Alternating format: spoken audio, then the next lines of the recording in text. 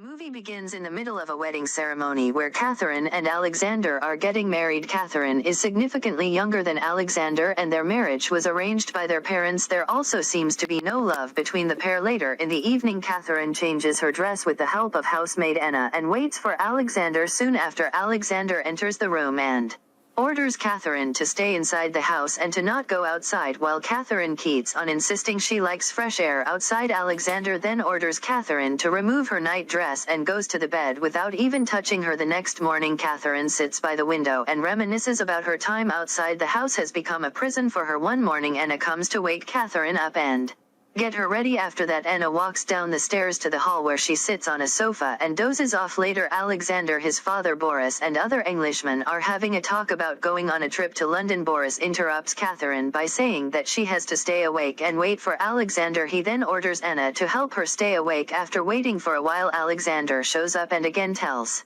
Katherine to take her night dress off and face the wall. Instead of making love to her, he starts pleasuring himself while sitting on a chair. He has no intentions to touch Katherine or bear a child from her. The next day, while having breakfast, Alexander leaves for somewhere and Boris informs Katherine that he is going to London. When Katherine asks Boris where her husband is, he tells her that there was an explosion and Alexander has gone to it. As both her husband and father-in-law are gone, Katherine flees to an open ground area and enjoys the fresh air. The next day, while Katherine is sleeping on the sofa, she's awakened by the sound of a man rushing through the balcony. She follows the man to the barn to find out that farm workers have stripped Anna and hung her in a sack. Out of rage, she scolds everyone to face the wall and quickly brings Anna down. While Katherine is berating everyone, she becomes attracted to one of the workers, Sebastian, who holds Katherine and lifts her off the ground. Later, Katherine leaves the barn, warning the workers about their wrong deeds. Back inside the house, while Katherine is heading upstairs, Anna tells her that Sebastian is the new groomsman. At night, Katherine has difficulty sleeping and she has been lonely for a long time. Her husband never cares about her and there is no companion to talk to. The next morning, Anna finds that Katherine is already awake and getting ready to go to the fields. She warns Katherine that Alexander has not allowed her to go outside, but Katherine doesn't obey and goes towards the farm fields where Sebastian is walking a dog. Later, Katherine is in her room when she hears a knock on the door. She slowly goes to the door and finds Sebastian outside. She pushes the door against him to keep him out, but he manages to get inside. At first, Katherine pushes Sebastian away when he tries to get close to her, but later she gives in and they start making love. The next morning, when Anna comes to wake Katherine, she finds out that Katherine had slept with Sebastian the previous night. As there is nobody around to fear, Katherine and Sebastian spend most of the time in bed making love. Getting concerned, Anna informs a local priest about Katherine's affair and he comes to warn Katherine. However, she sends the priest away, telling him that there is nothing to worry about. In the next scene, Anna is collecting mushrooms when she meets Sebastian.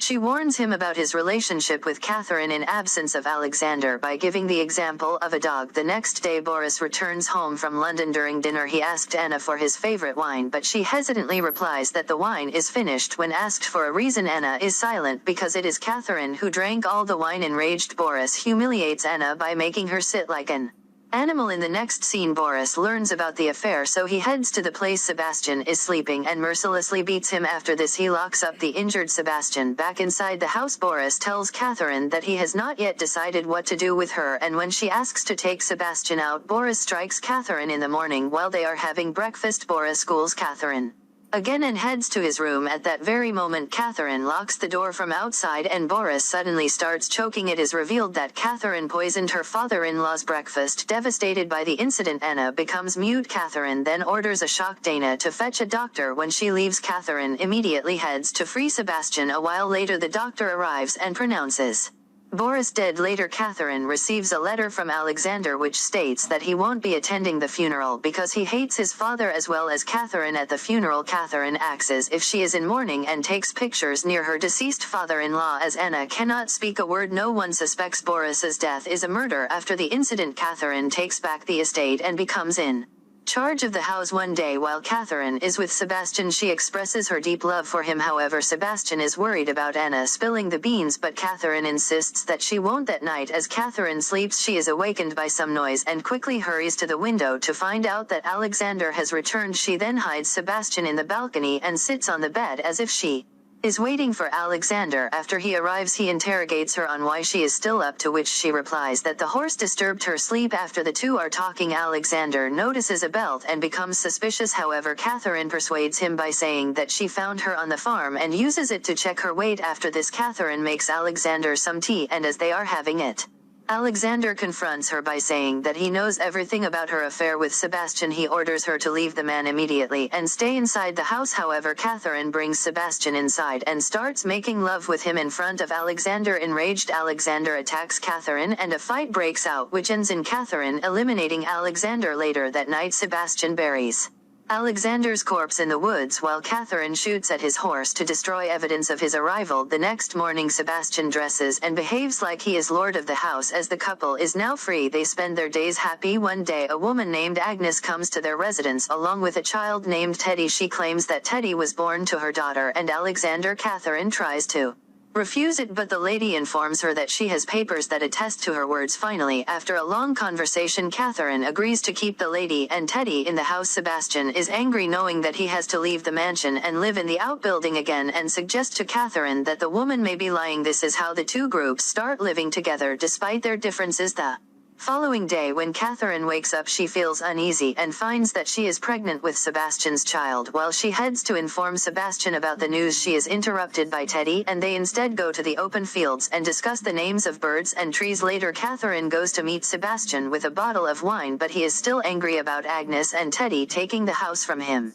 He then scolds Katherine to go back to the mansion. After a while, Katherine is watching Agnes and Teddy play in the courtyard. When she notices Sebastian following Anna, she scolds and pushes Teddy away while she shouts out Sebastian's name, but he seems to ignore her call and continues walking after Anna. At night, Katherine is informed that Teddy has gone missing, so everyone rushes into the woods to look for him. After looking for a while, Sebastian finally finds a little kid sitting alone by the river. He contemplates chucking the boy off the cliff, but his humanity prevents him from doing so. Back at the house, Katherine and Agnes are worried as Teddy is still missing. Just then, Sebastian brings the boy in his arms. The boy is unconscious from the cold, and Sebastian orders them to get a blanket and wrap the boy with it. Seeing Sebastian give orders, Agnes humiliates him by telling him that he is a servant and is not allowed to give orders despite being a good Samaritan and helping the kid. He gets chastised by Agnes. As a result, he marches out in anger, goes to his place and packs his things to leave. However, Katherine stops him by promising that she will do whatever it takes for them to be